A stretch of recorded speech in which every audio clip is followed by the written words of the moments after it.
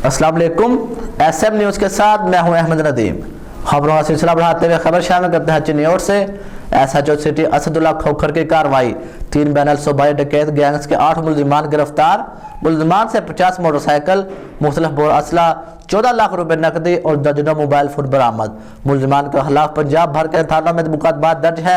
मज़ीद तफसीलात जानते हैं अपने नुमाइंदे मोहम्मद अफजल रमाना से। जी अफजल, आगाह कीजिएगा।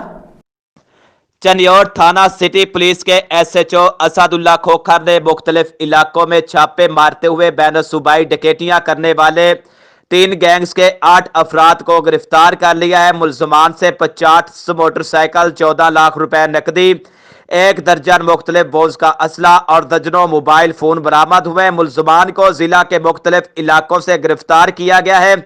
DPO बिलाल जफर शेख के मुताबिक मुलजमान जिला चनियोट को 11 मुकदमात में मतलूब थे। ये पंजाब भर के मुख्तलिफ इलाकों में असले की नोक पर डकैतियां और चोरियां करते हैं। डकैती किए गए मोटरसाइकिलों को स्पेयर पार्ट्स की सूरत में फरोख्त करते हैं। इनका कहना था कि इनके खिलाफ पंजाब भर के मुख्तलिफ थानों में भी मुकदमात दर्ज हैं।